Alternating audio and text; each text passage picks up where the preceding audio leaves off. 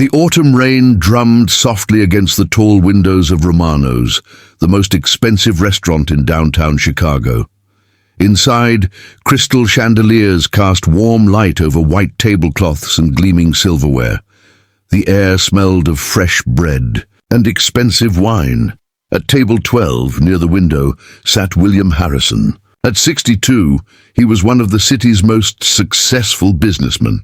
His grey suit was perfectly pressed. His silver hair was combed back without a strand out of place. He ate his dinner alone, as he had every Friday night for the past 3 years. William cut into his prime rib with practiced precision. He took small, careful bites. His phone lay beside his plate, dark and silent. No one would call him tonight. No one called him much anymore. Outside, the rain grew heavier. William watched the drops race down the glass. The street below was mostly empty. A few people hurried past under umbrellas, eager to get out of the cold October weather. The restaurant was warm and comfortable, but William felt cold inside. He had everything money could buy, yet he felt empty. His big house was too quiet. His office was full of employees who smiled and nodded, but none of them really knew him. He had built an empire, but somewhere along the way, he had lost touch with the world around him. William pushed his plate away. He had eaten less than half of his meal. The waiter appeared quickly, as they always did. "All finished, Mr. Harrison?" the waiter asked politely. "Yes, thank you, Marcus." William knew the waiter's name. He had been coming here long enough to know all their names, though he rarely spoke to them beyond ordering his meal. "Shall I box this up for you, sir?" William almost said no, as he usually did. He rarely took leftovers home. But tonight, something made him pause. "Yes, please do that." Marcus smiled and lifted the plate. "Right away, sir." As Marcus walked toward the kitchen, William turned back to the window. The rain was still falling steadily. Across the street he could see someone standing in the doorway of a closed shop. The figure was small, hunched against the cold. "Woman," he thought, though it was hard to tell from this distance. Marcus returned with a white takeout box. "Here you are, Mr. Harrison. Will there be anything else tonight?" "No, that's all, thank you." William placed his usual generous tip on the table and stood up. He pulled on his expensive wool coat and picked up the takeout box. The doorman held the door open for him. "Good evening, Mr. Harrison. Shall I call your car?" "No, thank you, James. I think I'll walk tonight." The doorman looked surprised, but nodded politely. "Very well, sir. Do be careful in this weather." William stepped out into the rain. The cold air hit his face immediately. He pulled his coat tighter and began walking down the sidewalk. His usual routine was to have his driver pick him up, but tonight felt different. Tonight he wanted to walk. As he crossed the street, he could see the figure in the doorway more clearly. It was indeed a woman, probably in her 30s. She wore a thin jacket that looked too small for her. Her brown hair was damp from the rain. She stood with her arms wrapped around herself, trying to stay warm. William slowed his pace as he approached. The woman looked up at him. Her eyes were dark and tired, but there was something gentle in them, something that reminded him of kindness he had almost forgotten existed. "Excuse me, sir," she said quietly. Her voice was soft, almost lost in the sound of the rain. "I'm sorry to bother you, but may I have your leftovers?" William stopped walking. He looked down at the white box in his hands, then back at the woman's face. Her eyes held no anger or bitterness, despite what must have been a difficult situation. Instead, there was dignity there, and hope. "I saw you coming out of the restaurant," she continued, her words coming faster now, as if she was afraid he might walk away. "I've been standing here for a while, and I saw you carrying the box. I thought maybe, if you weren't going, to eat it." William felt something shift inside his chest. When was the last time someone had asked him for help? Really asked, not just expected his money or his influence, but actually asked him, person to person, for something they needed. "What's your name?" he asked. The woman seemed surprised by the question. "Sarah," she said, "Sarah Chen." "I'm William." He held out the box to her.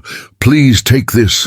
Sarah's eyes widened. She reached for the box with careful hands, as if it might disappear if she moved too quickly.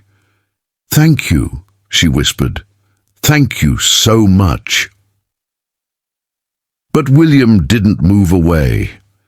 Something about this moment felt important. Something about the way she had asked, the dignity in her voice, the gratitude in her eyes.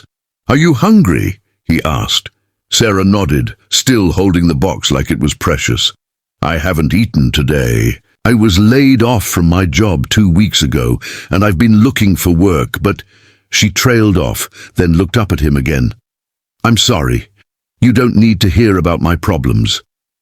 "Where were you going to eat that?" William asked, gesturing. "To the box." Sarah looked around at the empty doorway, the rain-soaked street. "Here, I guess. It's dry enough under this awning." William made a decision that surprised even him. "Would you like to come back inside, to the restaurant?" Sarah shook her head quickly. "Oh no, I couldn't. I don't have money for—" "As my own guest," William said gently. "Please." Sarah stared at him for a long moment.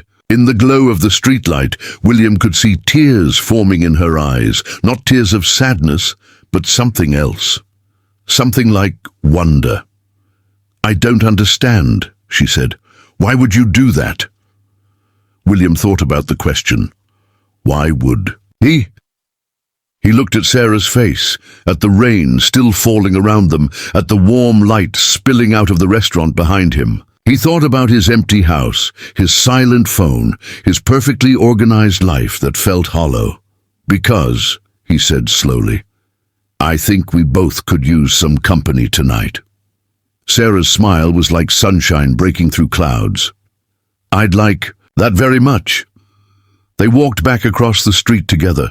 The doorman's eyes widened when he saw them approaching, but his professional training kicked in immediately. He held the door open without comment. Marcus looked surprised when William returned with Sarah, but he quickly prepared a table for 2. William ordered soup and bread for Sarah and coffee for both of them. They talked quietly as she ate. She told him about her job search, her small apartment, her dreams of opening a bookstore someday. He found himself telling her things he hadn't spoken about in years: his late wife, his son who lived across the country and rarely called, the loneliness that had settled into his life like dust.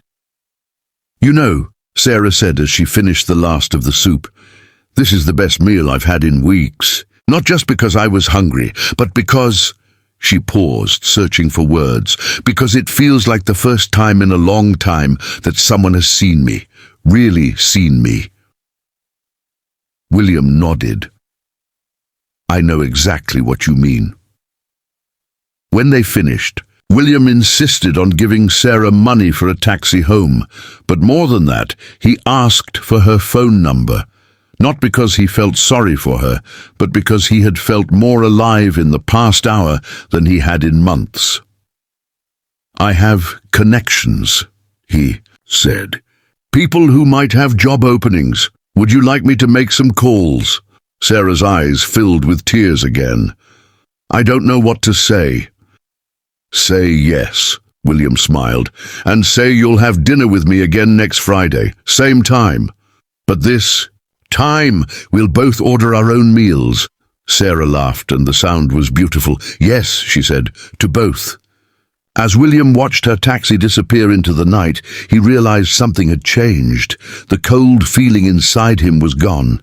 In its place was something warm and bright, something that felt like hope. He walked home through the rain. But this time, he didn't mind getting wet. For the first time in years, he was looking forward to tomorrow. Sometimes, he thought, the most important moments come disguised as simple requests. "May I have your leftovers, sir?" Such a small question. But it had opened a door he didn't even know was closed. And on the other side of that door was something he had almost forgotten how to find: connection, kindness, and the simple miracle of two people seeing each other clearly in a world that often feels too busy to notice. The rain continued to fall, but William Harrison was no longer cold.